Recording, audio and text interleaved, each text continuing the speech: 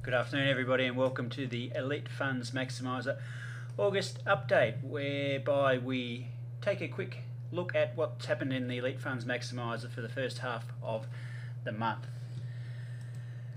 First and foremost, before we get too far into things, our disclaimer: and the content of this presentation or any other Elite Wealth material does not constitute a recommendation, nor does it take into account your investment objectives, your financial situation, nor your particular needs. So please, before making an investing decision based upon the general advice presented in any of our presentations, please consider whether the advice is appropriate in light of your financial circumstances. You may pause the video now and read the remainder of this. Otherwise, we'll kick on. Otherwise, we will kick on, absolutely. All right, let's get underway. The outline for this month, we're going to have a look at the ETFs for this particular month, Jeff. I'm having a hard time of it. The ETFs for this month, we will have a bit of a look at their performance up to this point in time. We'll also make a comparison on how they have performed against the relevant benchmark. And then a quick plug for 708 Capital for those of you who are looking to automate the strategy entirely. So first and foremost, Jeff, this month's ETFs, over to you. Yeah, so the first one for this month, QQQ, Power Shares QQQ Trust. Effectively, this ETF tracks the NASDAQ 100 index, which obviously is dominated by the tech sector.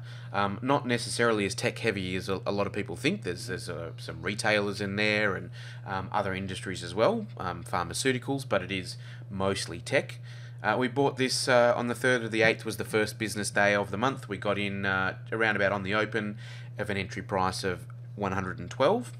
The other ETF for the month is XHB, which is the Spider S&P Home Builders Index ETF that tracks the Home Builders Industry Index.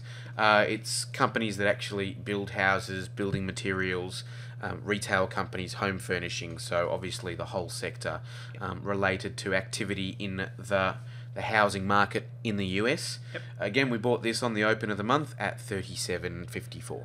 Okay, let's just go through and see the performance up to date. Yeah, so look, it's a bit of good and bad depending on how you look at it. So just in isolation, QQQ is down 1.3% for the month. XHB is up 1.6%. So this is 2 weeks since we got into these positions. So one good, one bad. Overall, they come out a little bit ahead. So we've got the portfolio is up 0.1% for the month, which is not a lot to speak of. Obviously, only a little bit ahead of break even. However, the big once you do add some perspective, it does change the returns quite a bit. So in the same time, the benchmark, the All Ordinaries Accumulation Index, which is the top 500 companies in Australia, including dividends, etc.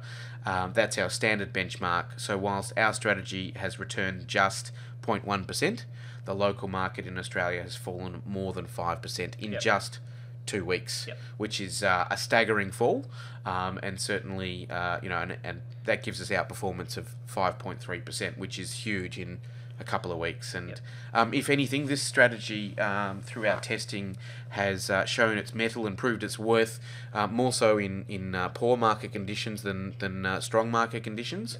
So this is an excellent example of the local market has been smashed on the back of Chinese currencies and banks and all those kinds of things, and this strategy is just really just holding its ground, but that's pretty much all you can ask for in a month like this one. Absolutely.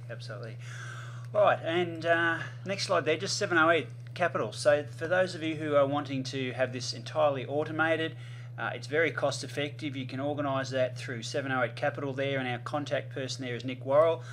Some of you probably know Nick. Terrific young gentleman who will certainly look after you.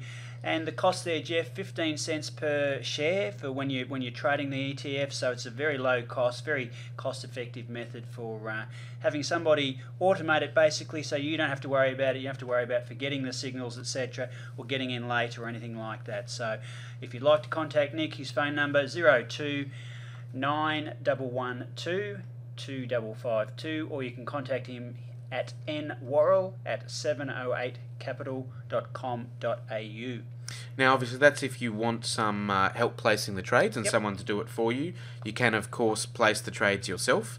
any platform that has access to US markets, because they all are listed on the US, the ETFs we're trading.